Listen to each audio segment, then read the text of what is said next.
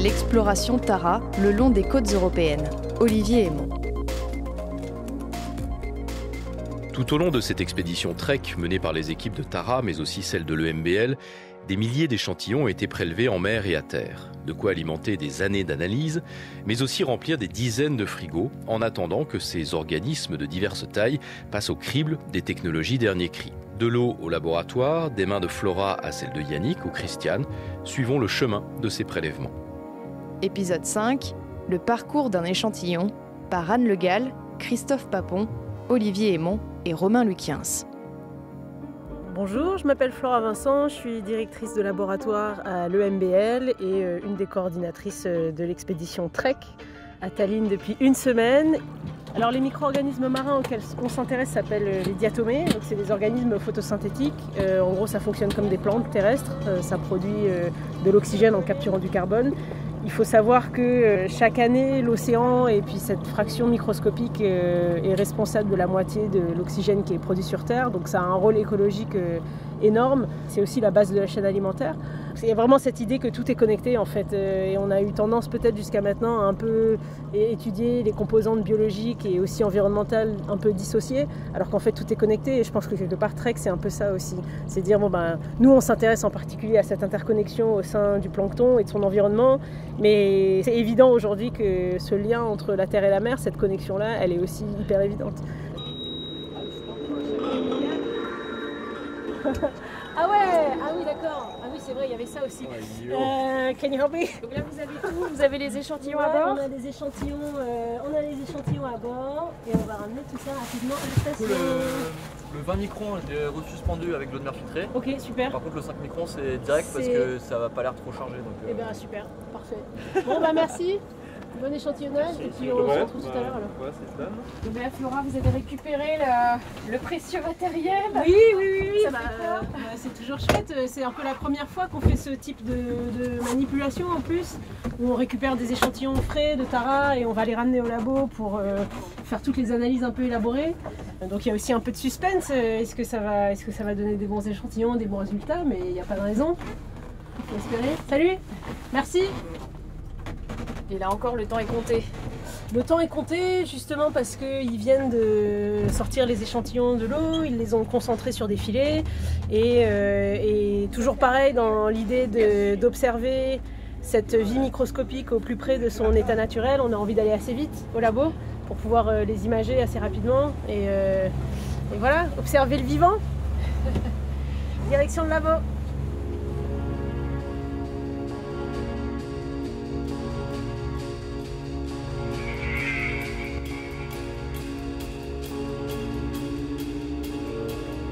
Donc là, on arrive au port avec les échantillons. On arrive au port avec les échantillons. On a récupéré des échantillons provenant directement de Tara. Ça, c'est super. Et on va tranquillement se diriger vers le laboratoire mobile, Advanced Mobile Laboratory. Et on va exploiter ces échantillons le plus rapidement possible parce qu'on a envie qu'ils soient frais, que les organismes ne soient pas trop perturbés. Entre le moment où on a récupéré les échantillons et là on arrive au port, il y a 15 minutes. On a 15 minutes pour arriver au labo. En voiture, ça veut dire que d'ici 1 heure, les échantillons auront été préservés de la façon la plus fraîche possible. Donc c'est pas mal, ouais. C'est l'avantage de l'opération terre-mer. C'est vraiment l'avantage de l'opération terre-mer, exactement. En fait, le laboratoire, il est à terre. Évidemment, Tara est en mer. Et le fait que on puisse s'organiser, avoir un échantillonnage assez rapproché, ça permet de faire ce couplage assez inédit et phénoménal. Alors là, ça y est, Flora, les échantillons sont là, bien protégés dans un sac poubelle. Oui, on les met dans un sac poubelle pour les protéger un peu de la lumière, parce qu'on les sort quand même de 1 ou 2 mètres de fond, donc il y a forcément beaucoup moins de lumière qu'à la surface. Voilà, très élégant. Ça pèse un petit peu lourd, non? Ça pèse un petit peu lourd, on doit avoir à peu près 25 litres en tout. C'est de l'eau qui a été très concentrée en fait. Donc en termes de volume réel dans l'océan, ça doit correspondre plutôt aux alentours de 2-3 000 litres. Ce qui reste assez raisonnable, mais oui, on est plutôt aux alentours de 2-3 000 litres concentrés dans 25 litres. Donc on a une bonne petite soupe de plancton là, prête à être analysée le plus vite possible. On attend le camion et voilà, on en a pour 15 minutes de voiture jusqu'au laboratoire terrestre avec tous les équipements assez avancés. On a l'équipe, on va dire les experts qui nous attendent sur place, les experts des machines et puis nous les scientifiques, on va s'éclater. Ça y est, tout est dans le coffre. Tout est dans le coffre, on va se mettre en route. Il fait chaud là, le plancton peut tenir combien de temps dans la glacière? Là on l'a mis dans la glacière avec donc c'est des bouteilles qui sont immergées dans de l'eau à température à laquelle on les a prélevées, donc 15 degrés. Ils peuvent rester comme ça pendant une petite heure sans être trop stressés. Mais faut pas traîner. Et donc là il y a toute une équipe au laboratoire qui nous attend, qui attend qu'on ramène les échantillons et qui va faire tout un tas d'analyses derrière pour révéler les secrets de ce microbiome marin. Et c'est tout. Prendre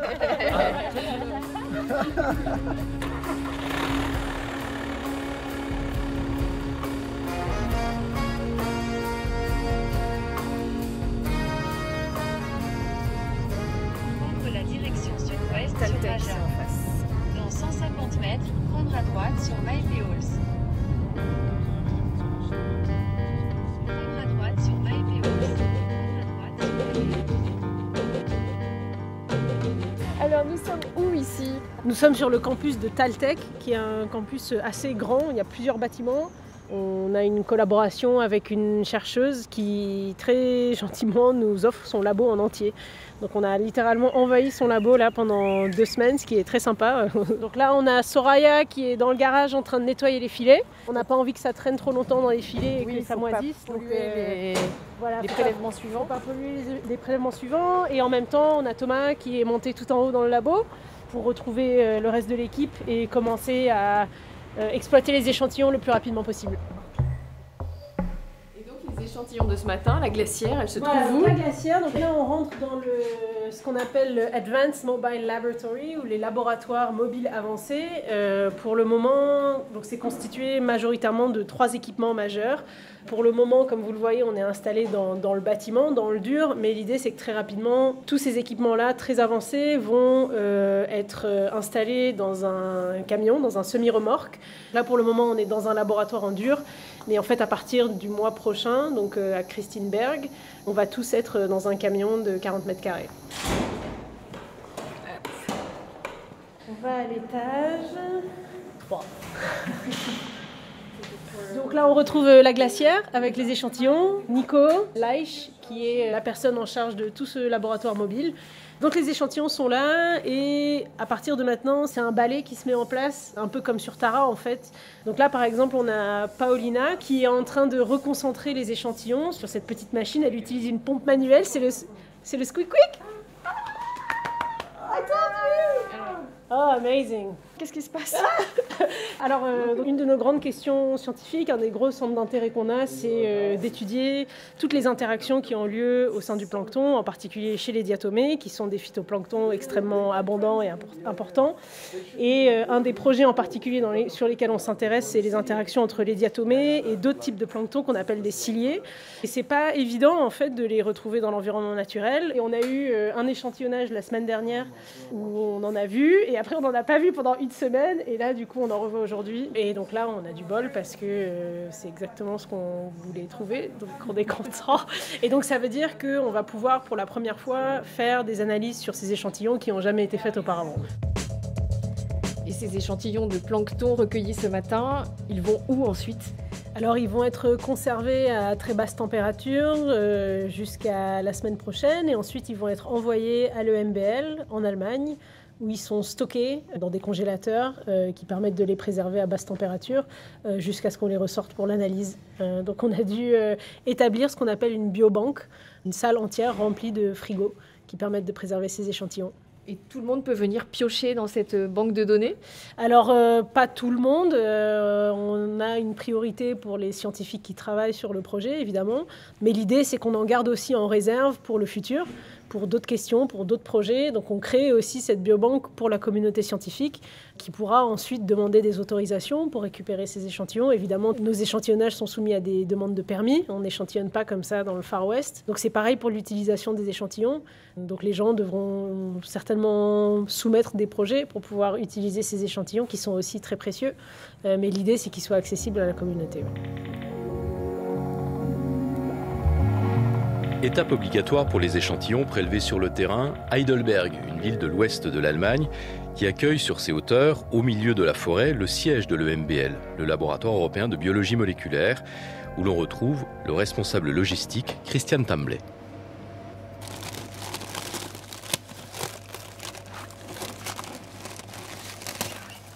Okay, so the samples doesn't start here. Of course, this is the very end of the road for them. Ici, à Heidelberg, en Allemagne, c'est vraiment la fin du parcours pour les échantillons. Après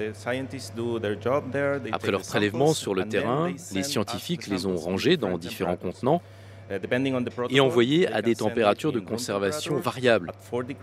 Ça peut être la température ambiante, celle d'un frigo à 4 degrés, celle d'un congélateur à moins 20 degrés, voire même moins 196 degrés quand ils sont conservés dans l'azote liquide.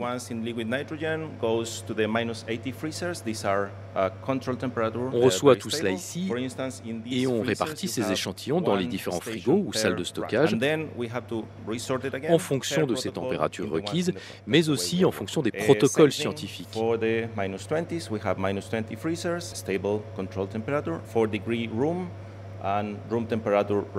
Tout est répertorié, étiqueté, rangé, et ainsi les chercheurs peuvent retrouver facilement leurs échantillons pour mener ensuite les analyses. Évidemment, tout cela a été prévu par avance lorsque les projets de recherche ont été établis bien en amont de l'expédition. Bonjour, je suis Yannick Schwab, je travaille à l'EMBL à Heidelberg, où je suis responsable d'une plateforme de microscopie électronique et aussi chef d'équipe pour le développement de méthodes en microscopie corrélative. On a préservé les échantillons de manière optimale pour les technologies qu'on va utiliser en aval. La première chose à faire avec tous ces échantillons-là qui sont stockés dans nos congélateurs, dans nos pièces froides, ça va être de les réorienter vers les chercheurs. Donc, une grande partie des projets vont se faire ici, à Heidelberg, mais on a aussi des collaborateurs qui sont distribués un peu partout dans le consortium, en France, en Italie, en Angleterre, etc. etc. Donc ces échantillons-là, ils vont être redistribués après en fonction des projets. Ça va prendre plusieurs années l'analyse. À Heidelberg, il y a plusieurs niveaux d'analyse qui vont être organisés. Il y a des analyses en génomique, bien sûr. Donc ça, on sait déjà le faire. Tara fait ça depuis plus de 10 ans. Ce qui est un peu nouveau, c'est qu'on va passer ces échantillons sur des techniques de pointe en imagerie. Et là aussi, c'est un grand consortium qui inclut des gens à Heidelberg, mais aussi des partenaires en Suisse et ailleurs. On va faire de l'imagerie depuis une échelle quasiment atomique, avec la microscopie électronique en cryo, à froid, à une échelle très large pour voir des organismes multicellulaires tels que des vers marins, etc. Donc ça, il y a beaucoup de choses qui vont se passer ici à Heidelberg. Et oui, en effet, une très grosse dépendance des techniques de préparation d'échantillons qui sont rendues possibles par le laboratoire mobile, par l'interaction avec Tara aussi, pour avoir ces échantillons le plus frais possible.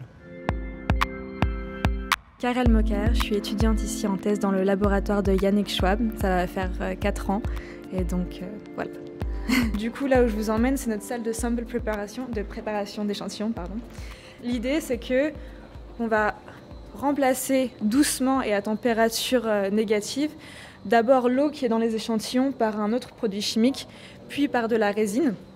En ajoutant des agents contrastants aussi, on va passer par cette porte-ci, pour pouvoir avoir un visuel du contraste de notre échantillon. Et du coup, on a des machines un peu automatisées où on fait ça manuellement pour remplacer progressivement du coup cette eau par ce qui deviendra ensuite de la résine qui sera dure pour pouvoir ensuite faire toute l'imagerie nécessaire. Donc là, c'est notre salle de préparation. Du coup, ici, on a des produits qui sont assez dangereux, donc je conseillerais de ne pas toucher sans gants les choses. Ces machines-là, en fait, c'est là-dedans qu'on a nos petits échantillons et qu'on va passer doucement de moins 90 jusqu'à des températures qui sont la température de ambiante, jusqu'à ensuite pouvoir avoir nos échantillons dans la résine et les mettre dans le four pour qu'ils polymérisent ensuite pendant 2 jours à 60 degrés. Mais du coup, je vais pouvoir vous montrer aussi à quoi ça ressemble des blocs, si ça vous intéresse. Alors, une fois qu'on a nos échantillons, ils sont dans des blocs, ils sont durs. On va en général avoir 2 types de microscopie. Soit on a de la microscopie où on coupe le bloc en sections très fines. Et en fait, l'idée, c'est qu'on va pouvoir, avec les électrons, passer à travers et pouvoir collecter ensuite les images. Et donc ça, c'est un type de microscopie, ce qui s'appelle la microscopie en transmission. mais on a aussi des microscopes, et je vais vous les montrer dans un instant, où on a le bloc en entier qu'on gardera. Et du coup, ça c'est une salle où on peut avoir, donc le bloc on va le mettre dans ce genre de machine, où on va pouvoir couper les sections, et c'est très très très fin, c'est de l'ordre de 70 nanomètres, 100 nanomètres, donc c'est très très très fin. Et on va mettre ça sur des petites grilles, et du coup les échantillons, ça ressemblerait à des petits blocs de résine comme ceci. Et donc si vous voulez voir, pour avoir une idée d'à quel point... Ça c'était du coup anciennement là où on avait mis les quelques millilitres d'échantillons, donc c'est tout petit. Et du coup là on est vraiment dans du travail de précision en général pour tous les alignements, etc. Quand on a notre section sur notre grille et qu'elles ont été contrastées, et là c'est exactement, d'ailleurs c'est mes échantillons qui sont en train de passer. J'ai imagé aujourd'hui. Là ça se met tranquillement en route. Du coup voilà, qu'est-ce que j'avais d'autre? Donc là on a toutes les organelles que j'ai pu regarder. On a aussi le noyau. Ces cellules-là, elles ont des chromosomes incroyables qui ne se décondensent pas à travers leur cycle cellulaire, ce qui n'est pas du tout typique. Et puis on a des structures pareilles, ça avait été vu en 2D, ça a été beaucoup décrit, ce qui s'appelle les trichocystes, c'est une organelle qu'on pense peut être envoyée un peu comme projectile. Certaines autres cellules de type paramécium ont été reportées comme un mécanisme de défense ou de prédation avec ces organelles-là. Et ça a été décrit comme des petits bâtonnets courts. C'est carré quand on le coupe orthogonalement. Et en fait, ici, on voyait que c'était dans tout l'espace de notre cellule. Donc la 3D apporte aussi quelque chose de vraiment puissant. Mais c'est vrai qu'au début de ce projet, on allait voir des experts, des gens qui travaillent sur le plancton, et on montrait nos organelles, et les gens, ils savaient pas. Qu'est-ce que c'était ? Oui, c'était une grosse question pendant mon doctorat. Une grosse partie de mon doctorat, c'était je vois des choses, c'est magnifique. Mais qu'est-ce que c'est ? Donc voilà, on commence enfin à avoir des pistes, et avec toutes ces approches un peu globales avec la microscopie en transmission avec le 2D et les approches ciblées, on commence à pouvoir commencer à penser à de nouvelles questions et à répondre un petit peu aux premières. C'est ça. Ouais.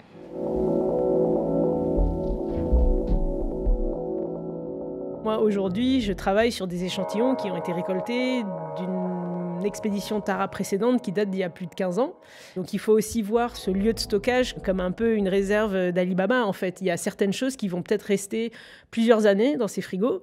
On a évidemment scientifiquement toujours des hypothèses de travail, on sait ce qu'on veut récolter pour répondre à quel type de questions, mais c'est aussi important de parfois récolter des échantillons sans forcément tout de suite savoir exactement ce à quoi ils vont servir.